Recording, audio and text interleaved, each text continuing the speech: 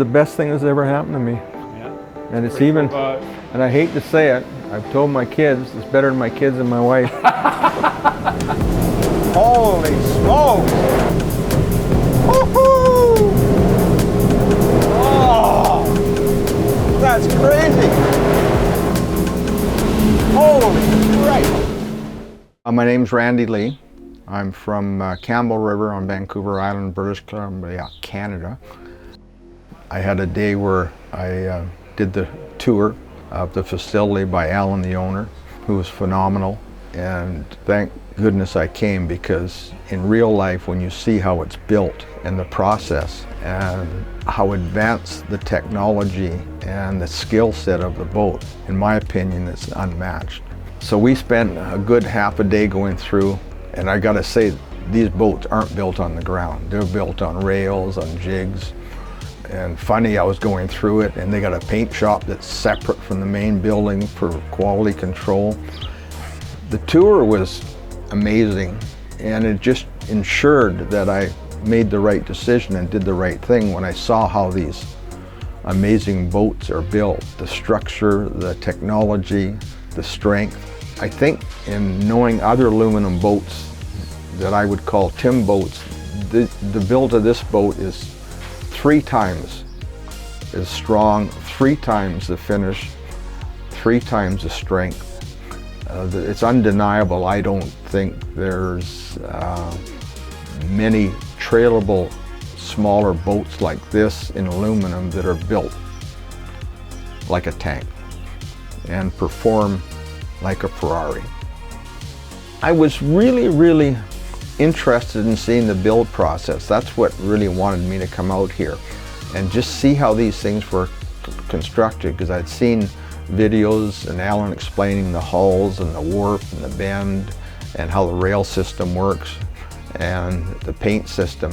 When I met Dan and Allan and we started the tour, I wasn't thinking of my boat, and I was thinking of what it went through between the hull structure on the jig, the mirroring it to the top deck and the cabin, getting it finished, the engines going on, coming out the other end on the trailer.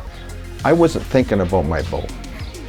So consequently, when we finished the tour, and at the end there's my boat sitting on the trailer, I'm not an emotional person.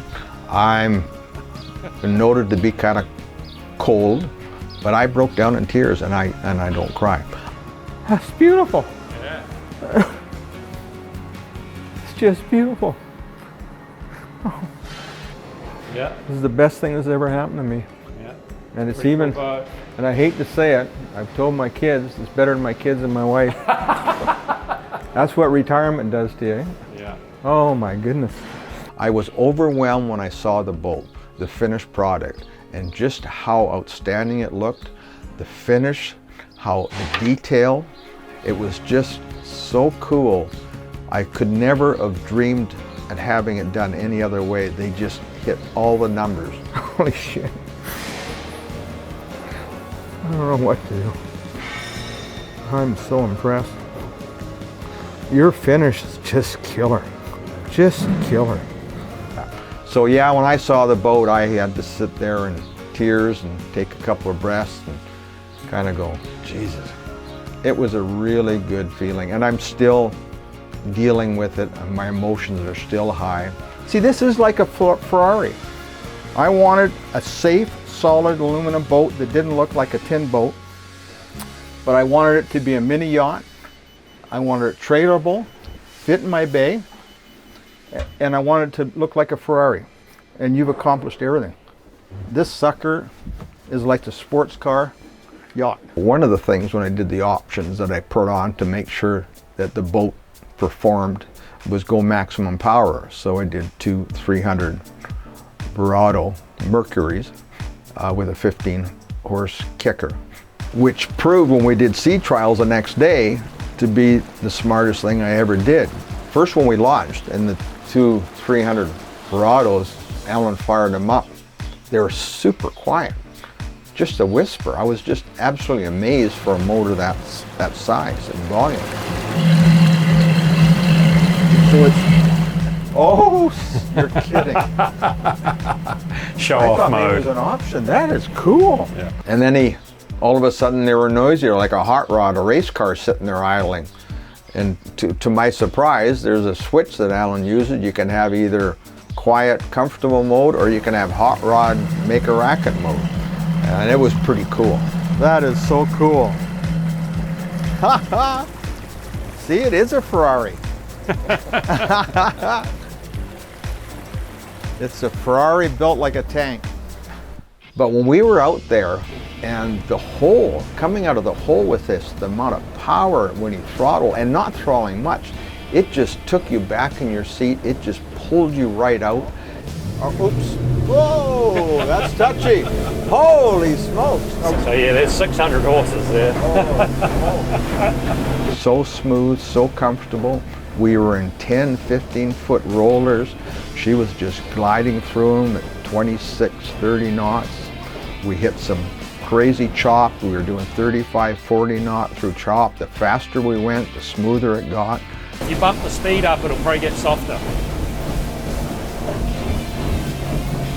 Oh, I feel that. Yeah, Right off the bat. You can keep going. Wow. More? Yeah, you can go more. Oh, great. Give it a good squirt and see what it does. More? Yeah, you can go full throttle if you want. No, I know. Oh, that's smoothing right out again. Yeah. Yeah. It was just a phenomenal experience. It got up to 52, 53 knots, almost 60 miles an hour. I don't think I'll ever do that often. That's cool. That's amazing. But just having that power and the fact that a boat at 28 feet can handle that power and not feel out of control and not feel loosey-goosey. See, I feel so safe. Like the boat's doing all the work, you just feel safe, it's not beating you out. You can't understand the boat and how it performs unless you're here in person to see it, to see the construction and do the sea trial. You'll just never appreciate the things that Allan did with this boat with me yesterday. I would never have done myself. And now that he did it and he pushed it, I know I can do it, and I know the boat will handle it. And there's no question, this boat will break me before I'll ever break the boat. The waters that it takes comfortably, it's just amazing. Whew. You're gonna have me crying again. I never get emotional for nothing, but this is unbelievable. Unbelievable. God, you feel your adrenaline just pumping. Yeah. Yeah, and most people, like, it's funny because you've got a perception of what a boat should do. Oh yeah. And then you think you have a good boat, and then you go in another boat and it's like up here. This breaks all You've the never rules. experienced it. No. So you just don't know. You think that where your current boat may well be is, you know, a good boat. But till you experience something. This is a whole different story. Yeah. Yeah, that's phenomenal. It just proves what I did was right.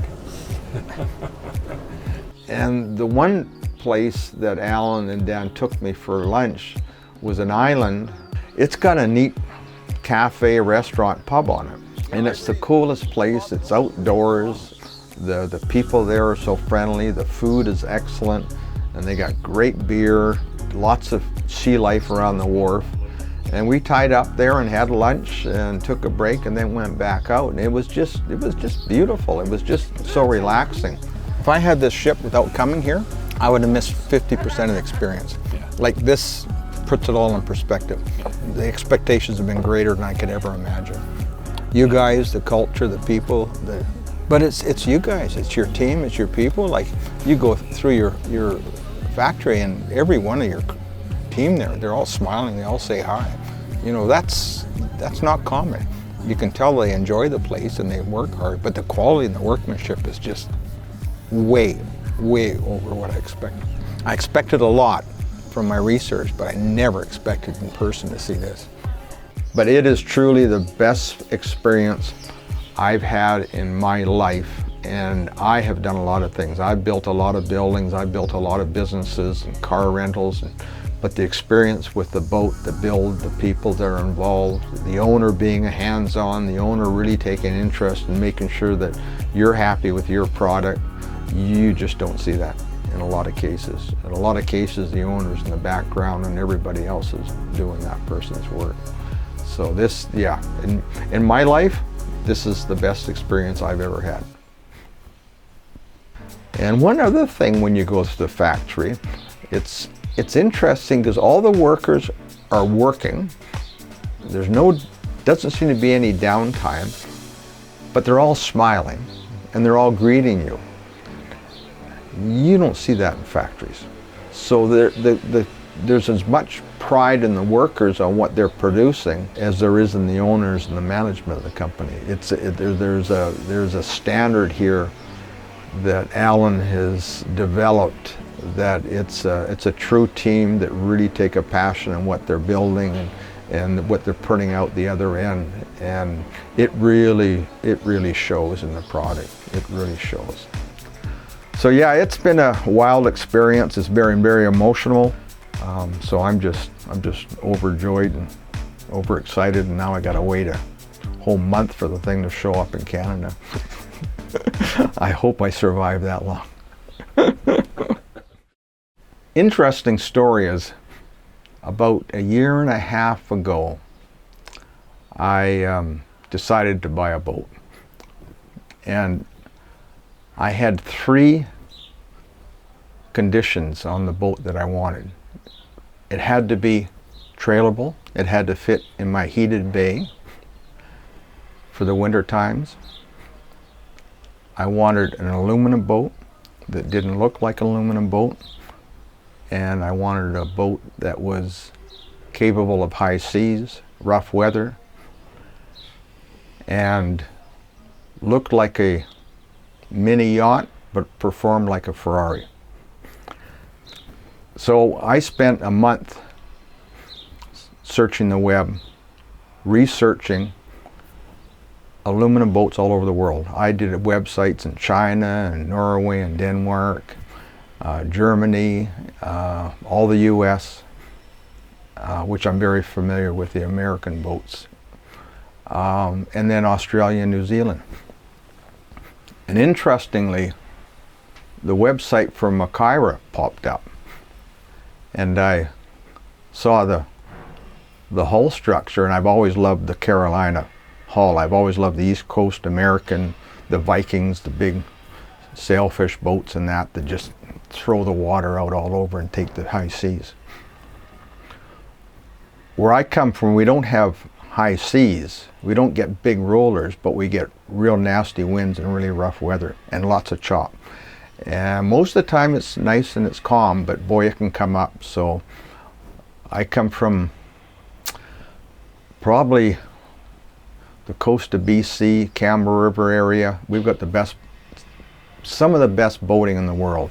Desolation Sound, Toba Inlet, Knights Inlet, Stewart Island, the rapids, the fishing, and up in a lot of these isolated places we have some pretty nice mooring facilities, resorts, whale watching, bear watching, and I wanted a boat that I could get up in there. I could get up way in the inlets, I could anchor, I could overnight, and I didn't have to worry if the wind came up getting back out. I wanted it very safe.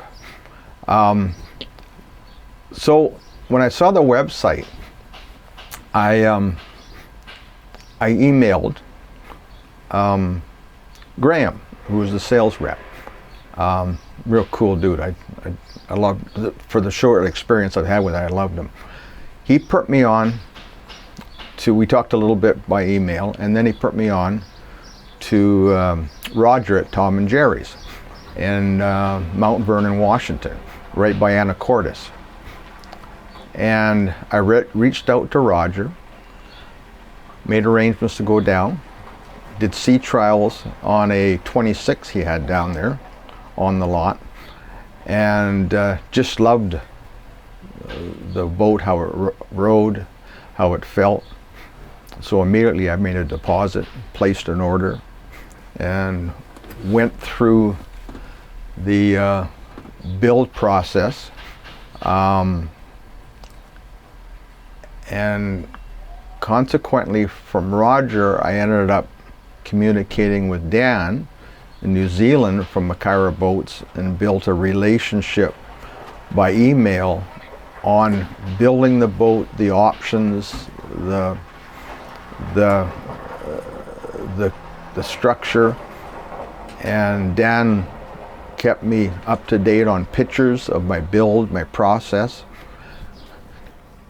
And what Dan really did, which really helped, he was knowledgeable and he was so involved that it allowed me to build the boat that I wanted. The experience was overwhelming. It was very comfortable.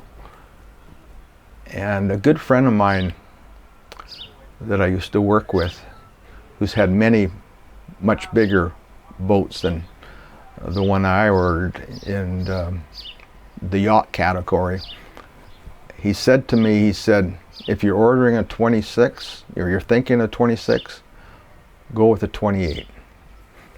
And he said, if you're looking at all these options and you're wondering if you should have them, he said, order all the options. He says, from my experience, once you get the boat, you're going to wish you had 2 feet more.